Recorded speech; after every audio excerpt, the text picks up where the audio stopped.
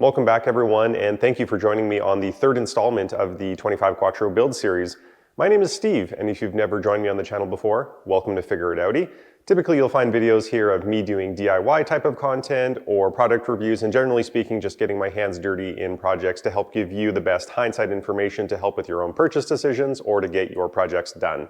I'm really excited to get into this work today because it's honestly why I'm here in the first place. It was that leaking Aux Rad that sent me over the edge and decided to really go for performance and safeguarding upgrades on the oiling system.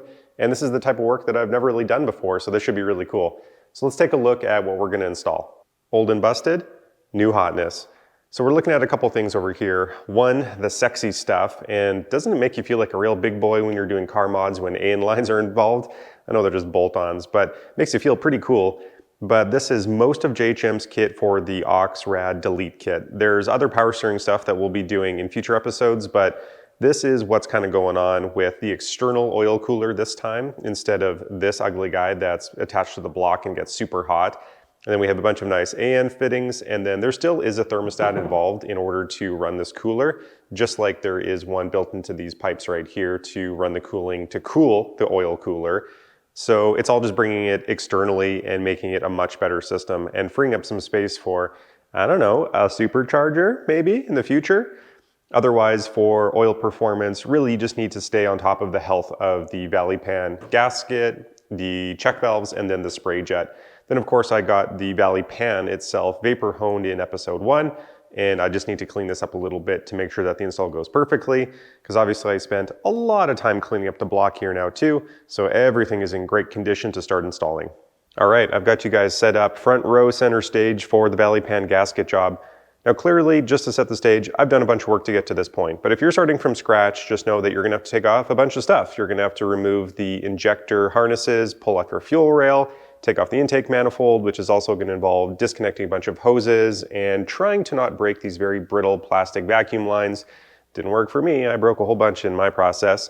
And then take out some NOx sensors. Finally, you'll get down to the point where you can see the valley pan itself. But before you take that off, you have to be very careful and clean up the edges here, because surely they will be filled with sand and gunk and stuff like that, which would be bad to get into the crankcase and generally the oiling system. So then take off the pan, and then you'll see the black gasket just sitting on the edges here. Take that off. And that finally brings us to the nuts of why we're wanting to do this at all, because we want to replace 2 check valves that are here and here, and then 1 oil spray jet. The reason we care about the health of these 2 check valves so much is because they play a critical role in ensuring that oil pressure and oil itself is present when you turn on the car. So if these fail, one or both of them can be entirely stuck open or even not being able to seat fully. Means that when you turn off the car, all the oil that's hanging out in the oil filter housing and all these channels up here in the head and even in the crankcase section right here, it can drain away. And when you turn on the car again, there isn't enough oil in the head to provide proper pressure to things that need it the most, like the chain tensioners. So this is where you get the dreaded warm rattle problem from. If there isn't enough oil in the head, there's not enough oil in those tensioners to apply pressure onto the chain can slap around and damage guides. So that's why you really need to make sure that both of your check valves are in perfect condition. Ain't nothing to it but to do it, so let's just do the job together and see what the condition of these are like.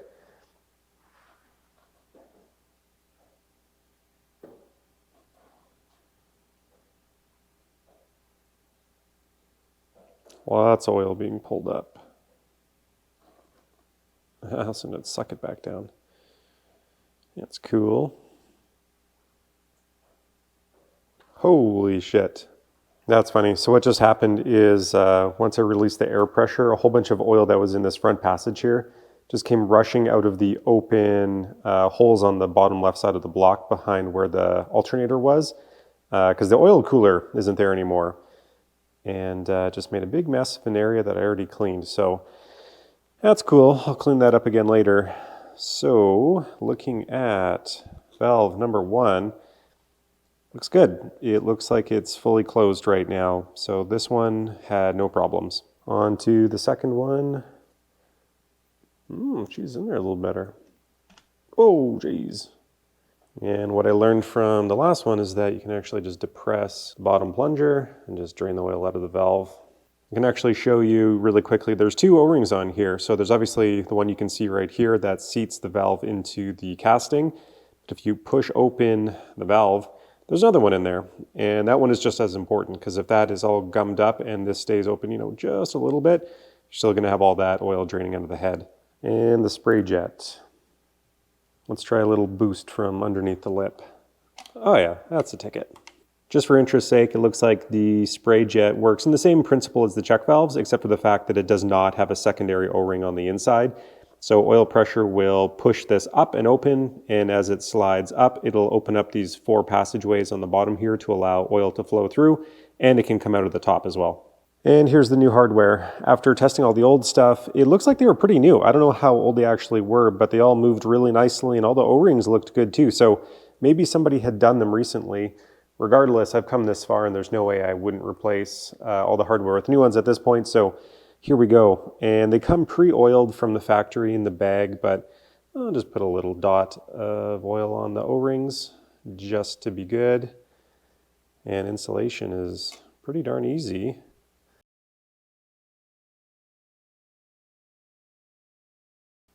There we go. And just like that, we're ready for the gasket, which sadly, but not surprisingly, was bent in the mail. But I have faith that this will squish down like it needs to once the valley pan goes down. Anyways, what's kind of cool is that we get to start seeing some engineering take effect here. And I don't pretend to understand all of this, but we have lots of holes here. But notably, this bottom PCV hose, which to my understanding would either drain oil that's been separated in the valve itself back into the oil system, or allow gases to vent out of the top of the tube here and then back into the intake manifold. There's a hole in the valley pan that would go right here, meaning oil just drains straight onto the top of this gasket. And maybe that combined with the heat explains why the old one, and I'll show you a picture on screen right now, was bubbling. Maybe that extra exposure to hot oil just kind of cooks this thing in the end. But I guess the idea is that the oil would run across the gasket here and just drain into these holes. The most absurd thing just happened here I have to share. So I was cleaning off the valley pan here with some brake clean to make sure that there weren't any pieces of media still in it from the vapor honing. And I couldn't find the little red straw after a second. And it turned out that it actually fell into one of the oil channels here, and I didn't even notice it. So I just shook it around and found it in there. But oh my God, can you imagine if I left that in there? I just put my valley pan down here, haven't tightened it down yet, but if it looks extra shiny, it is. So I took my air compressor and blasted out all the passageways, and then I actually sprayed the entire thing on the sides as well, and then on the top, not on the bottom though, with WD-40. And I did that because when this was vapor honed, it got it very clean, but it also actually brought it down to essentially a raw state of metal. And I want to make sure that there is some level of protection on here still too. So the WD-40, I again sprayed off with my air compressor and then wiped it down a little bit, but there's still a very thin layer of oil on here essentially to just protect that raw metal. I kept track of all the hardware on the bench, so the same bolts are going to go into the same holes that they came out of. I've already cleaned all the threads for each of those holes previously. And of course, there is a specific torque and order that you torque all this hardware in. So I'll do that now. You can watch the time lapse.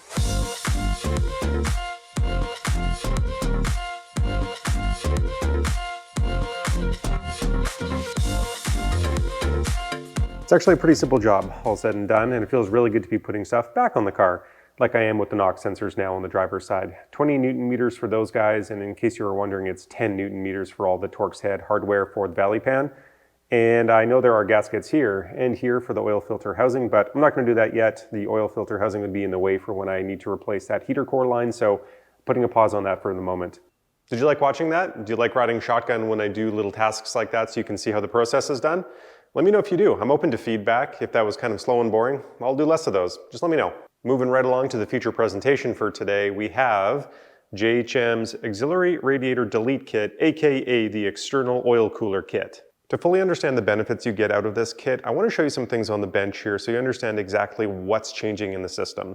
So the whole point of this project is to remove this guy right here, the Aux Rad over on the passenger side, and the oil cooler. Now, this cooler is attached right to the block. This is what's nestled in behind the alternator right here, and it is very much attached to the upper portion of the oil pan. So suffice to say, this thing gets really, really hot. The amount of time and distance that the oil actually leaves the engine is not very big, right? Like this thing's only a couple inches wide, so it's only leaving the block for a couple of seconds, passing through here, and it is water cooled. Coolant does flow in and out of these pipes, but honestly, it's so close to the block that you're just not going to get tons and tons of oil cooling. The thing is though, this oil cooler doesn't even receive cooling all the time. So despite the fact that it has a radiator dedicated to it, this radiator is controlled by an independent thermostat in the system. And this is yet another failure item because theoretically, if this doesn't work, then the oil cooler will never receive water cooling. But anyways, the rad is connected to hose here, and then under the right conditions in the thermostat, it can allow coolant to come in. So this is inlet, circulates, outlet, comes through here, and then passes through the radiator and back into the system. So that's how this gets cooling from this. So there's actually one more major factor here. And other than the fact you can have a stuck thermostat or hoses that get dripped on by oil and expand and break, or an oil cooler that doesn't do very much, or a radiator with plastic intakes that can crack, there's also this guy right here. Did you know that your air box actually has another hole in it right here, which is attached to this scoop right here? Your air box is actually vacuum actuated at the bottom here, and not all the air comes rushing in through that scoop by the radiator. Some of it gets picked up by this. And this thing actually curls around the radiator and it sits on top of it, sort of like this. And it actually pulls out air. So yeah, there is cool air coming in through the front duct, but it's actually heated. It's preheated by the heat in this side rad. So when you're done the work, not only will you have eliminated these two coolers right here, but a lot of this mess as well. And JHM actually sends over a little silicone cap set because you'll need that in two different spots. One to plug up the coolant outlet on the block that feeds the oil cooler right here, and then another one up on the upper rad hose right here, because you're eliminating this section right here, but you're going to keep your upper. I'm actually replacing all of mine too because this is oil soaked, so I'm not going to touch any of this for now, but you're actually getting rid of a lot of this stuff. The last part of this puzzle is the thermostat. So there is still a thermostat involved, but this time it's for oil, not for coolant. So this is actually kind of mocked out in the system just as so. So instead of this being attached to the block, you have an adapter plate, and then there are AN fittings that take the oil into the thermostat, and I believe this is set to 180 degrees Fahrenheit. And then when that's tripped, it'll circulate the oil through an external cooler to replace the effect of this cooling that was provided by this. This is the type of mod that is absolutely right up my alley. I love it. It does so many good things. It replaces an overcomplicated OEM system, and it removes some failure-prone items. It puts on really good performance aftermarket parts. It improves the performance of the vehicle itself. And the bonus one is that with that extra duct space in the bottom, it even opens up future gateways for more performance mods. Well, let's get to the install. And I've actually already started. There are a couple fittings here that require some thread sealant, and I'm using the Permatex High Performance for that. Only on the adapter plate though. So everywhere else, it's going to be a connection of a flare fitting on a female end of one of the AN lines, or there's going to be an O-ring provided on these other AN fittings. This is the only place here where there is new threads going into an adapter plate. So I've used it on the little plugs and these two fittings right here. And JHM themselves recommend that you use some black RTV just to seal up the back of the adapter plate into the two oil outlets on the block. So I'll put a little bit on here too, but we can install this. Quick peek before the adapter plate goes on and before my silicone sets.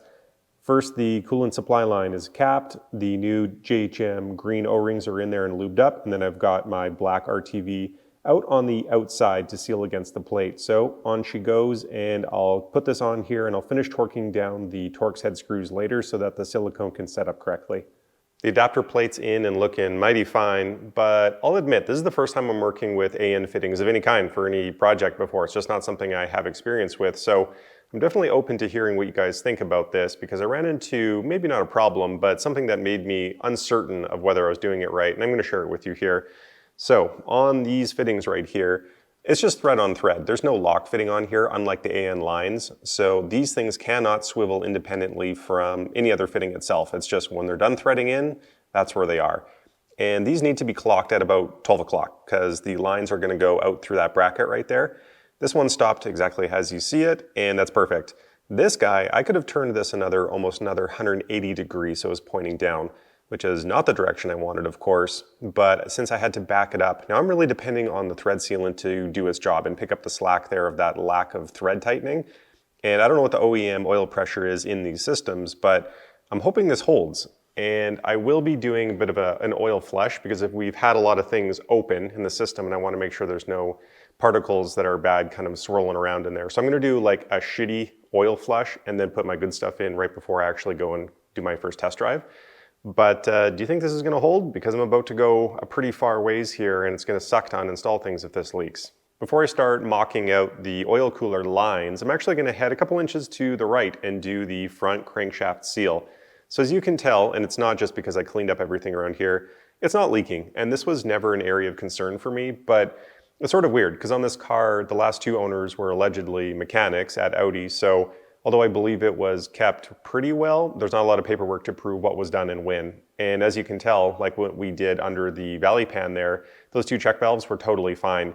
And I didn't need to worry about that. But there's other stuff that could have never been touched in the 180,000 kilometers that this car's been driven. So I just need to go for it and start at a new baseline as a new owner, just so I have confidence in where everything's at. And I'm gonna do this job with the full professionalism that you'd hope to get at a shop too. So this is me going above and beyond, but I really wanted to see what it would be like. So this is the official Audi VW tool. I got this from Snap-on, and this is the T40048A tool. This one surpasses the non-A version. And then there's a really nice tool here from Lyle that I've been waiting to use to actually pull crank seals out. I'm gonna switch it up though a little bit here, and in an effort to keep these build videos nice and short, I'm gonna show you guys the time lapse, and I'm gonna start filming more in-depth how-to videos for the rest of the channel for people searching and needing all that extra information. And I'll probably go put it in the tool review playlist. So feel free to go watch those too if you want some more information yourself. But in the meantime, you'll be zipping along the main timeline with me.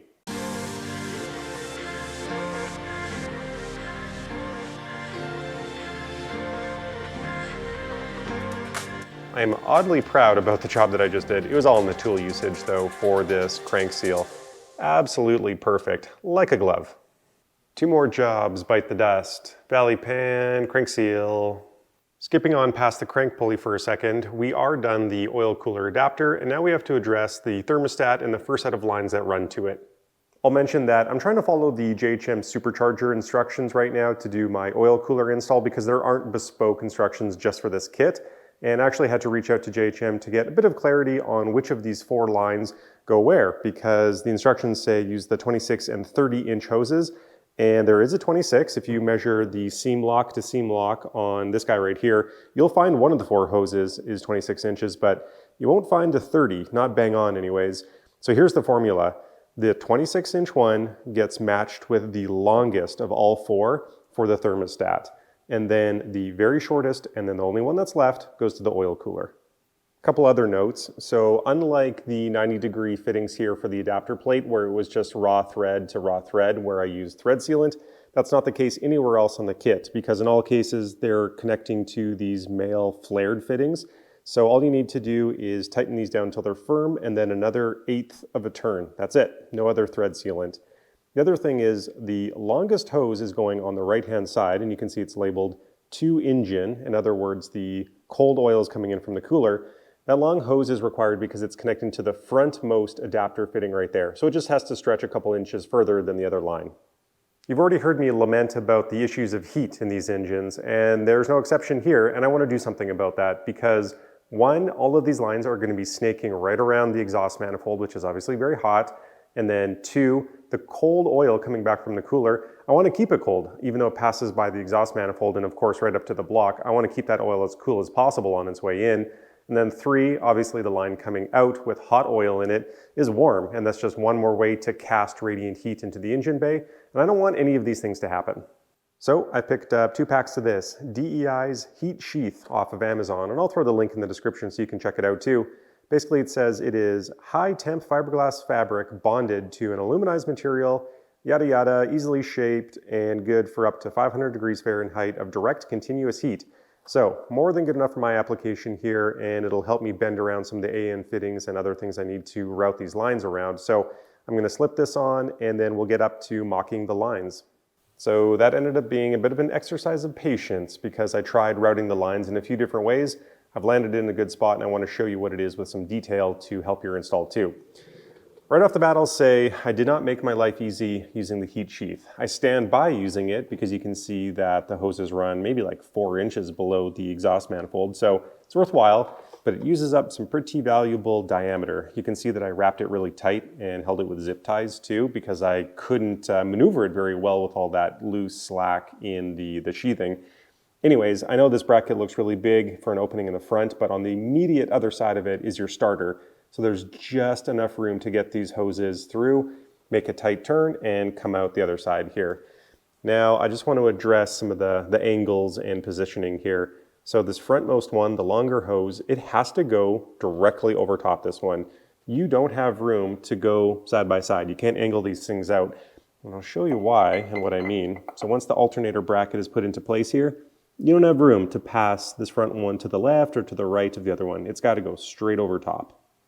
My only other piece of insight is that in order to most efficiently use the length of hose that you're given, because of course later we're going to need to put this thermostat somewhere, I'm not sure where yet, so we want maximum length in these hoses available, you have to decide how you're going to route them, because they definitely have to go behind the motor mount, but you're going to have to make a decision of where to put it, because there is a black wiring loom right about here that goes straight up and sends one piece of power to the back of the starter. And you can either go behind it or in front of it. And I've decided in front. And to get the slack, in order to do that, there's a little bracket right about here. It's got two 10mm nuts on it, and it actually just holds an AC line below the oil pan there in place. Took those nuts off, removed the bracket, got lots of flexibility in this conduit, that one right there that curls around. And that gave me the room to yank these kind of thick and not very pliable hoses around it. And I'll reattach it in a second. But that's the route that I'm going. And now that we're done mocking up this area, we can get one step closer to a running car, which involves putting the alternator back in. Now, I just want to point out that little hose back there, that holds one of the hard coolant pipes for the alternator. And speaking of which, you know how much I care about this car? Not only was this dry ice blasted in the first episode, but I got new coolant pipes too.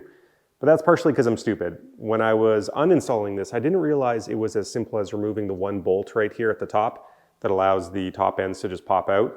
I actually did that last, and I was trying to remove these from the hose ends first, and I actually bent this first one.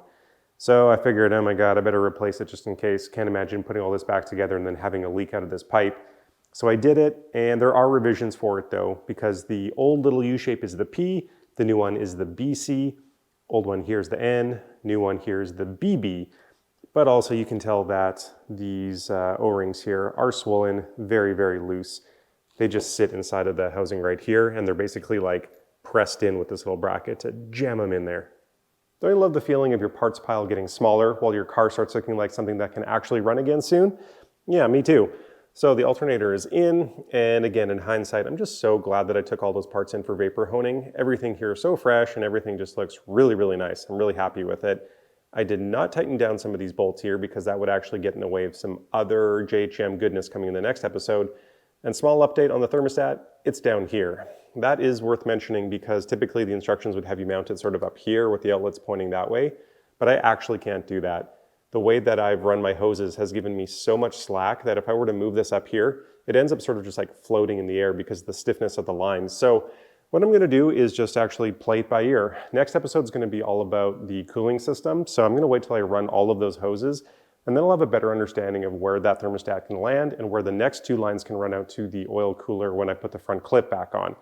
In the meantime, I need to double back and take care of that cracked heater core hose. I take back all the regret that I was saying in the last episode about feeling dumb for breaking the end of that hose off. No.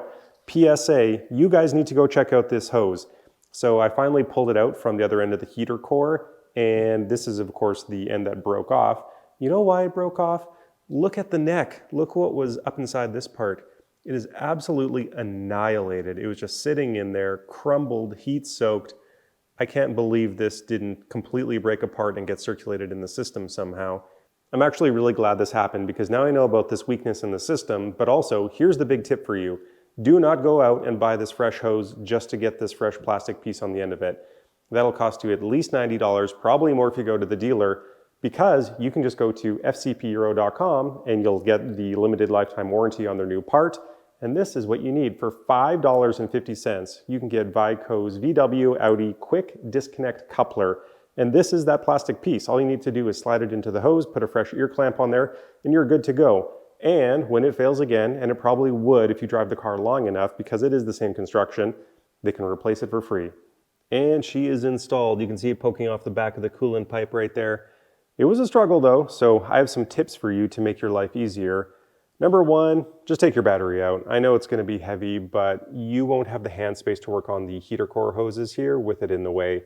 But two, you might be doing yourself a favor because I realized there's a bit of a drain hole, I guess I'm going to say, underneath the battery tray on this side that's meant to probably just drain out rainwater that gets into this section, but I had leaves and pine needles and so much garbage just in this whole area, so I cleaned it all out and now I feel better for that. And the third item is that when the neck on that hose was broken, it was easy to just grab the hose at the top and just yank it through the grommet and be done with it.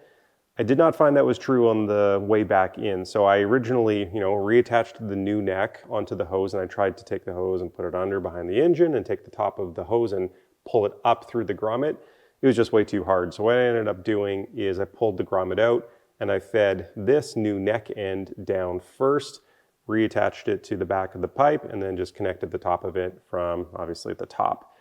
Now the other thing is these notches on here are not the same size. So the one on the right hand side is a little bit bigger than the one on the left, and this is how you clock it. The big notch is on the right. And then the last item is that Vaico hose piece there.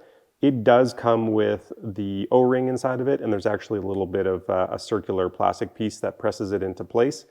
It's in there. I actually didn't realize there was an O-ring, so I had everything installed, and then I was like, oh my God, is there a missing O-ring in there? So I took it back off, made sure it was in there. Yes, it does come with it. The very last thing we're gonna do in this oil-related episode is put back on the oil filter housing assembly, but before we do that, as a matter of convenience, I'm gonna rebuild some vacuum lines. So if you've been around this car before, you'll know that there are some hard, skinny plastic vacuum lines that, like the theme of this entire build series, heat killed it. So when I was trying to carefully remove the intake manifold, I broke this in a bunch of spots. So these vacuum lines run back to each of the EGR canisters and then eventually over to the intake air box. And what I'm going to do is actually just replace it with something better. And I picked up this. Vibrant makes a pit pack, that's what they call it. And you get a whole bunch of different nice quality silicone vacuum hoses in this pack. It's on Amazon. I'll put the link in the description. And I'm just going to rerun the entire system using the same internal diameter of hose, and that'll be much better for the future. Job done, as easy as said, which might be the only time I say that during this whole project, but I didn't realize that that pit pack would really come in handy because there are a lot of different internal diameter hoses in here. Didn't know that when I set out, but the ones on the right here are pretty skinny. I think they're only like 2 or 3 millimeters internally that go to the EGR canisters versus the one on the left here that runs out to the air box is a little bit bigger yet. And then I replaced one little run between the solenoid here and the actuator that works the intake manifold flapper. So pretty glad I picked up that pit pack, and I'm glad that I have some extra hoses in the stash now. To close out the video here, we're going to pop on the oil filter housing, but I spent some time looking at my old pictures and videos just to make sure all of this plumbing back here is as it was from the factory so it can accept the new intake manifold properly. And this is the gear that's going on. Of course, new O-rings that goes onto the top of the valley pan right here and one in the back. And I'm going to treat myself to an ECS tuning magnetic oil drain plug, just because I want to make sure that if anything got knocked in during the cleaning process I did, or in the future if anything's breaking down, this is a bit of an early warning system for me. And yeah, I'm going to pop on my old oil filter too. I actually happen to know it's brand new. The last owner replaced the oil right before I bought the car. So I'll be putting it on just for my flush, and then I'll swap a fresh filter on later when I put in my more pricey oil. Installed, everything is looking real slick around here. And speaking of which, that drain plug was really slick. It was actually kind of funny. It was a two-hand install, which is an odd thing to say for a drain plug, but it's just so magnetic that once a little bit of oil got on there, it would stick against the oil pan and then go sliding around all over the place, and it was kind of hard to locate onto the threads, but whatever, obviously took care of that, and we are done. Don't forget, FIA 5 for a 5% discount on anything you want at jhmotorsports.com is still active. If you've been liking the looks of how this oil cooler install is shaping up, maybe go check out that for yourself. Otherwise, they've got tons of parts for regular maintenance and of course, lots of upgrades too. As always, thank you so much for tuning into the build series. I've been having a great time working this way. It's at a much quicker pace and we're getting lots done. So if you've been enjoying the series, please do consider subscribing to the channel if you haven't already done that. And of course, like all the videos in the series as well, because it really does help me out with YouTube. And let me give you a taste of what's to come. Next time, we are upgrading and building our way out of the coolant system with lots of good stuff here. But you might have noticed this. I've been busy doing some other projects on the side too. More to come in the future. Tune in again. Thanks so much. See you next time.